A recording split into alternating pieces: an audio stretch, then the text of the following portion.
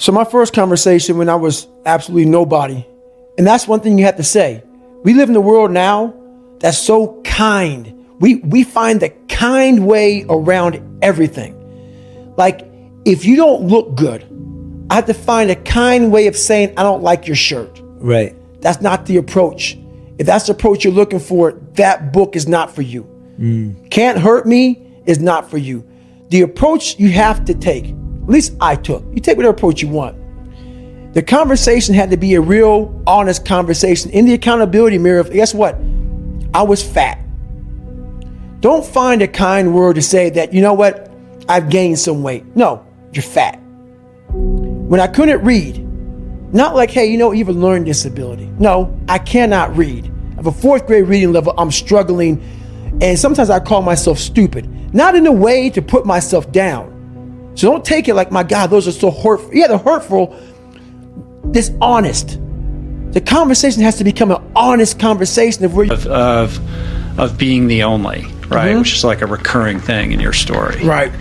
So being the only, and I actually talked about with Adam, I came up with the only. There's a lot of onlys out there. I was the only black in a lot of situations. And the only isn't about a color.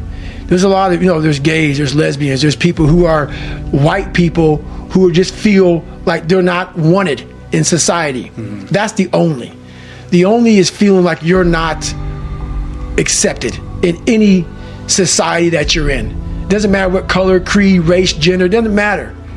It's just that you are in this situation where you feel like you're being judged.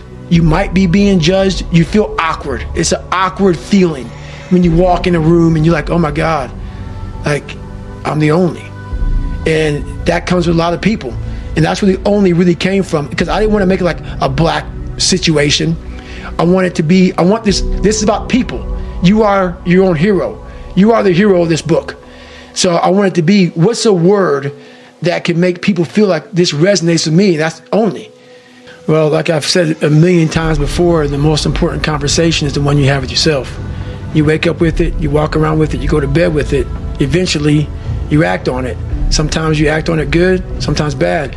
You got to change the internal dialogue. That person in your head that's talking that shit to you, until you change the internal dialogue in your head, until you callous over the victim's mentality that the world is out to get you because of you are the only, you got to change that shit, man. Yeah, but you don't understand my life, David. Yeah, I do.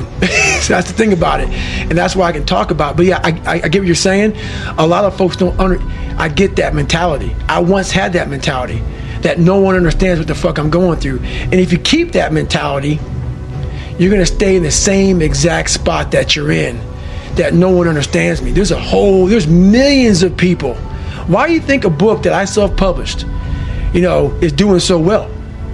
With a story that's so fucked up. People I'll never forget when I went to a publishing house, like, who's gonna resonate with this story? No one's gonna buy this book. I'm like, are you not in the world? Are you not in society? You're never alone. Everybody's going through shit. So when people get this mentality of like, you don't understand me, you can throw a fucking rock to someone that can understand you if they're willing to break themselves down and stop hiding. A lot of people understand you.